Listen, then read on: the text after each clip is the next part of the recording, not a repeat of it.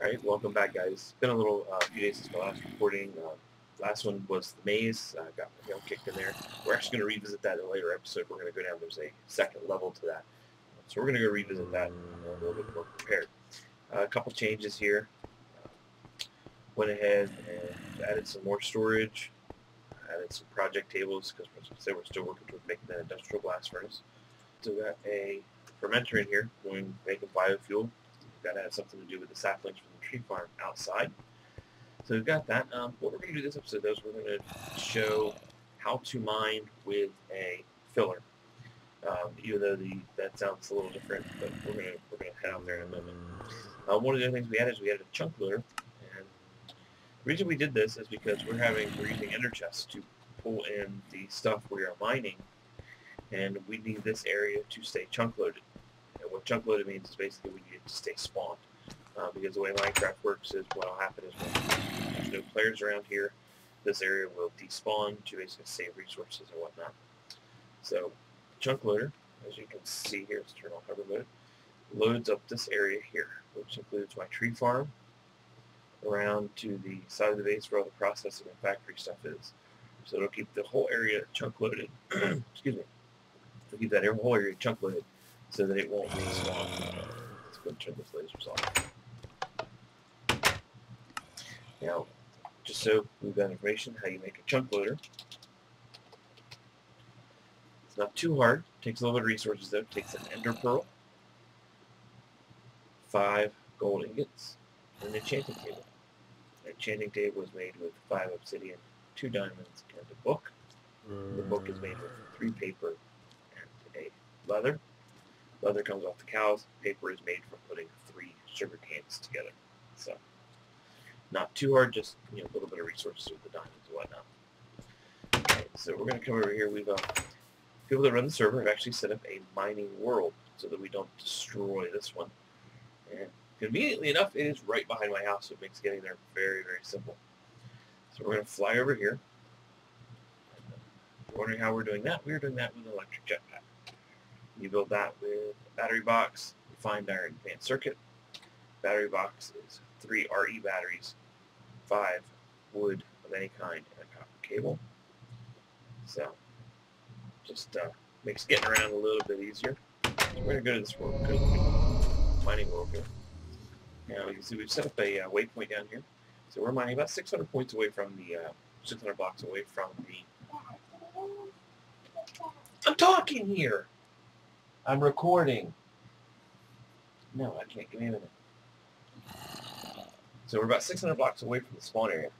So we're going to head and fly out there, and we'll show you how to set this up. And it's a pretty easy way of mining. One of the guys that plays on the server has been doing it for a while. So I watched him do it on one area. It's pretty quick and works really, really well. So just you don't want to do it near anything where you have anything you care about. So that's why we're doing ours way out here, so we don't have to interfere with anybody else's mining operation, and we get plenty of stuff for our crafting and whatnot. Alright, so first thing you're going to find an area you're going to mine. If you're initially setting up, this is going to be the hardest part because you're going to need to dig down as far as you can. In this area, it was 8.62 is as far as I can go down. So you go down, you clear out an area that's about 4 blocks high. First, you'll need some redstone tubing because the transposers do require a redstone pulse. It's easy enough to make if you're making a pneumatic tubing anyway. Just add some redstone to it, make some redstone tubing. So pretty simple. Then what you'll do is you'll set up your transposers. Transposers, when they get a pulse, will pull everything from a 1 block area around them. So like that. That is what this transposer will pull from. So because that one will pull from 1, that means I can put another block here and then another transposer, and they will pull from those blocks. So that works out pretty good with determining how many transposers you need. You don't need to have to put one every 2 blocks. Every other block you put one every 2 blocks. So it works out pretty good. All right, so I'm going to go ahead and I'm going to fill this in, and then I will bring the recording back when I've got this set up. All right, so I went ahead and I've got it set up now. Now you will notice that it is not perfect. That you will have you'll probably get some overlapping pieces here. But one of the things you'll need to do is make sure that you put down torches on the blocks. This does 2 things. It keeps things from spawning down here once you start clearing it out. but it will also break sand and gravel. When they fall in the torches, they'll break, and they will be able to be sucked up.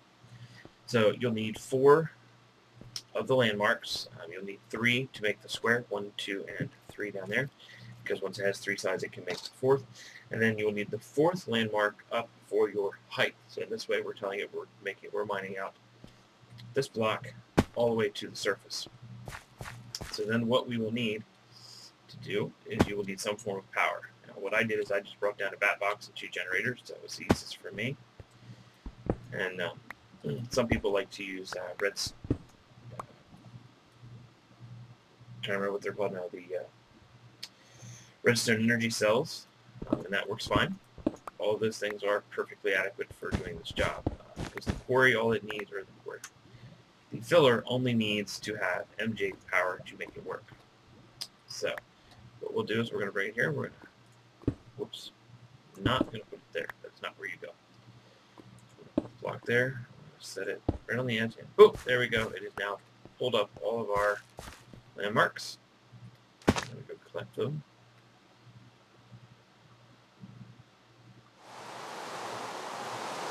Might have lost one. It does happen sometimes. Pull these up. Save them if we can. So we'll go ahead and we're going to take our motors, wires, are ready. So let's go ahead and pull up our cable here. So we'll put our engines on. One there. We'll put one there. Okay, now to make the filler clear an area, is you need to sort of program it, and you do that with glass.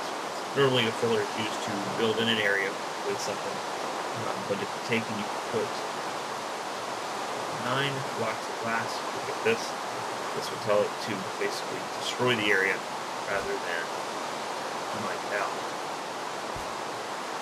Put a wire there,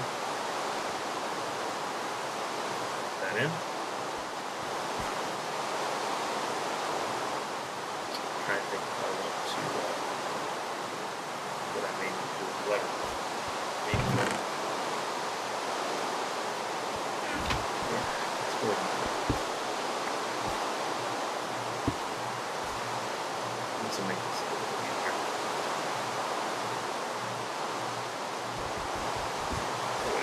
Lever right in between them, operate both at the same time. We'll go ahead and get our charcoal out.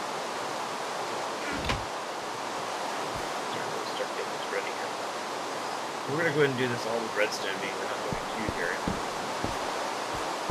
So we mine that, we're putting that into an ender chest. Something's already coming here.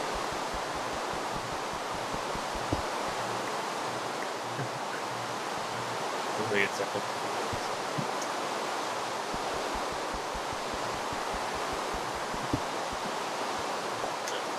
Alright.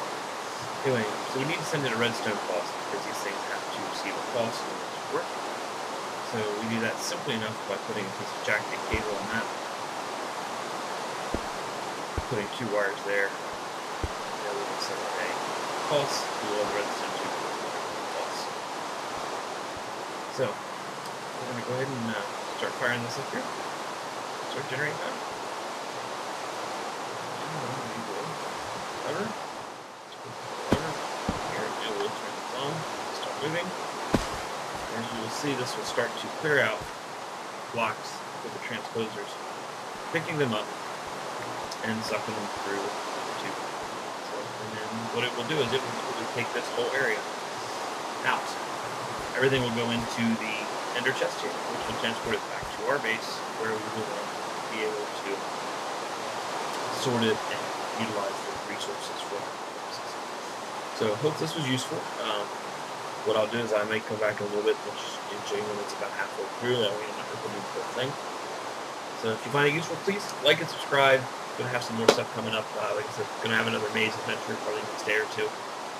So please, see you next time.